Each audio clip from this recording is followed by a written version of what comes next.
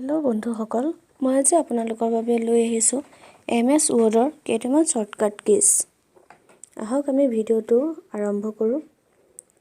প্ৰথমতে আছে Ctrl+A select all contact of page।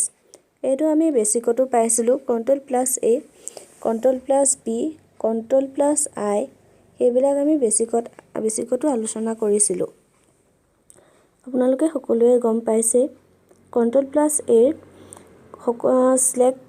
select all contact of page। তাত যিখিনি এটা পেজত থকা ডাটাসমূহ একেলগে সিলেক্ট কৰিব হ'লে আমি Ctrl+A প্ৰেছ কৰিব লাগে। Ctrl+B bold highlight selection। যিকোনো হেডলাইন বা যিকোনো এটা আখৰত যিকোনো এটা ৱৰ্ড আমি ডাঠকৈ ধৰাবলৈ বুলি আমি অসমীয়াত কওঁ Ctrl+B ব্যৱহাৰ কৰা হয়। Ctrl+F open search box। Ctrl+I italic highlight selection।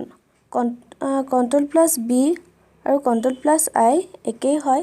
Ctrl+I এটা লেটাৰ ৱৰ্ডক এটা ইটালিক ষ্টাইলত দিয়া হয়, যিটো আমি ৱৰ্ডটো অলপ বেকাৰ দৰে দেখা পোৱা যায়, বেকা হৈ যায় যে সেইটো ষ্টাইলে হয়।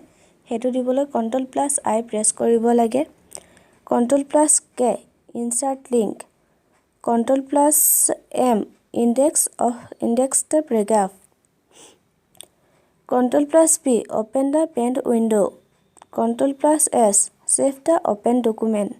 যিকোনো এটা ওপেন হৈ থকা ডকুমেন্ট সেভ কৰিবলৈ হ'লে আমি Ctrl+S ব্যৱহাৰ কৰা হয়।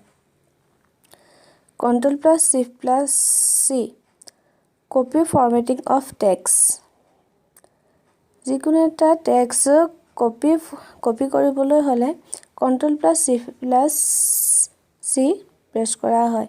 Ctrl+Shift+V press formatting of text। Ctrl+C copy। Ctrl+X cut। Ctrl+V paste। del delete। Ctrl+Z undo। Ctrl+Y redo।